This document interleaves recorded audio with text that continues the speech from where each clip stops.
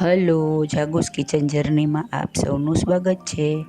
Friends, Hanuman Jayanti આવી રહી છે, તો આજે આપણે બનાવશું એકદમ ટેસ્ટી અને એકદમ સુપર યમી બુંદીના લડ્ડુ. તો ચાલો શરૂ કરીએ. આ લડ્ડુ એટલા સુપર ઇઝી અને સુપર ટેસ્ટી છે ને કે હું તમને શું કહું. સૌથી પહેલાં એક બાઉલમાં 1 કપ આપણે બેસન લેશું. કોઈ પણ કપ કે વાટકીનું માપ સેટ કરી લેવાનું છે. ત્યારબાદ તેમાં પિંચ જેટલો યલો ફૂડ કલર નાખીશું. આ ઓપ્શનલ છે, તમને ગમે તો નાખી શકાય. ત્યારબાદ પોણા કપ જેટલું પાણી લેશું અને તેમાંથી પહેલાં અડધું પાણી આમાં એડ કરીશું અને મિક્સ કરીશું. 1 કપ બેસન હોય તો પોણો કપ પાણી લેવાનું છે. કુલ આમાં પોણો કપ પાણી જોઈ જશે. આ બેસન વજનમાં 150 ગ્રામ જેટલું છે. આપણે તેનું સ્મૂથ બેટર રેડી કરી લેવાનું છે.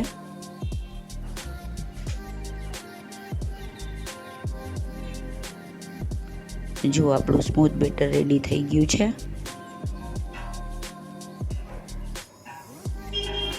હવે તેને આપણે 5 મિનિટ સુધી સાઈડમાં રાખી દેશું. ત્યારબાદ આપણે સુગર સિરપ રેડી કરીશું. આના માટે 1 કપ ખાંડ લેશું અને અડધો કપ પાણી લેશું. જે વાટકીથી આપણે લોટ લીધો હોય તે જ વાટકીના માપથી આપણે ખાંડ લેવાની છે. જેટલો લોટ તેટલી જ ખાંડ લેવાની છે અને અડધા માપનું પાણી લેવાનું છે.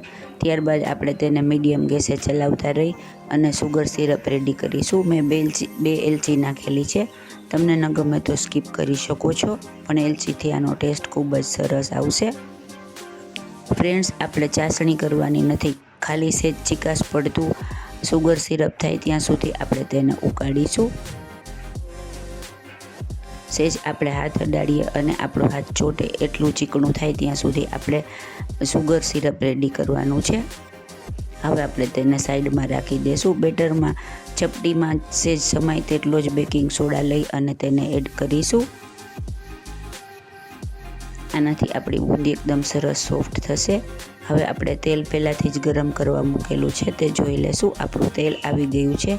હવે તેના ઉપર આવો એક પૂરી તળવાનો જારો લઈ અને તેના ઉપર આપણે બેટર પોર કરીશું અને ત્યારબાદ જારાને સેજ આમ થપથપાવીશું એટલે આપણી સરસ મજાની બુંદી નીચે પડતી જશે.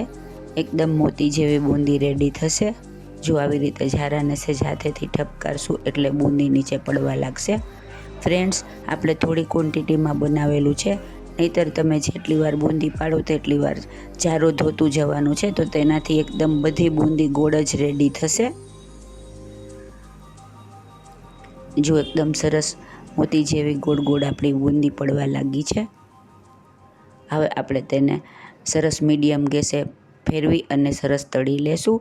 એકદમ આપણે બાઉલમાં નાખીએ તો અવાજ આવે એવી આપણી બુંદી સરસ કડક થઈ જશે અને અંદરથી એકદમ સોફ્ટ રહેશે. જો આપણી બુંદી તળાઈને રેડી થઈ ગઈ છે. જોતાં જ ખ્યાલ આવી જાય કે બુંદી રેડી થઈ ગઈ છે. આપણી બધી બુંદી આવી રીતે તળી લેશું. ત્યારબાદ તેને આપણે સુગર સિરપમાં એડ કરી દેશું અને તેને મિક્સ કરી અને 1.5 થી 2 કલાક સુધી સાઈડમાં રાખી દેશું, જેથી આપણું બધું ચાસણી બુંદી એબ્ઝોર્બ કરી લે. ફ્રેન્ડ્સ, જો તમે મારી ચેનલ પર નવા હો તો મારી ચેનલને સબસ્ક્રાઈબ જરૂરથી કરજો અને બાજુમાં રહેલ ઘંટડી દબાવી દેજો, જેથી મારી નવી રેસીપીનું નોટિફિકેશન સૌથી પહેલાં તમને મળે. આવી રીતે મિક્સ કરી અને આપણે ઢાંકણ ઢાંકી અને 2 કલાક સુધી તેને રહેવા દેવાનું છે. 1.5 થી 2 કલાક સુધી તેને રહેવા દેશું એટલે બુંદી બધું સુગર સિરપ એકદમ સરસ એબ્ઝોર્બ કરી લેશે અને તે ફૂલાઈને સરસ બની જશે. જો આપણી બુંદીએ બધું સુગર સિરપ પી લીધું છે અને એકદમ સરસ સોફ્ટ થઈ ગઈ છે ને એકદમ સરસ. હવે આપણે તેમાં કિસમિસ એડ કરીશું. તમે કાજુ પણ નાખી શકો છો, કિસમિસ પણ નાખી શકો છો, તમને જે ગમે તે એડ કરી શકો. આમાં બધા ડ્રાયફ્રૂટ્સ સરસ લાગે છે. હવે મિક્સ કરી અને આપણે નાના નાના બુંદીના લાડુ વાળી લેશું. જો આપણી બુંદી એકદમ સરસ ફૂલાઈને રેડી થઈ ગઈ છે. હવે આપણે તેના લાડુ વાળી લેશું.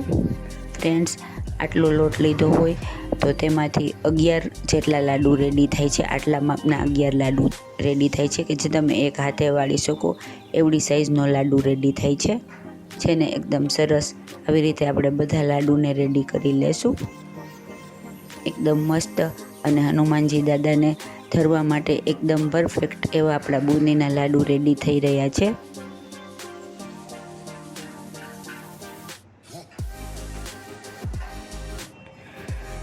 હવે આપણે તેને એક પ્લેટમાં લઈ લેશું.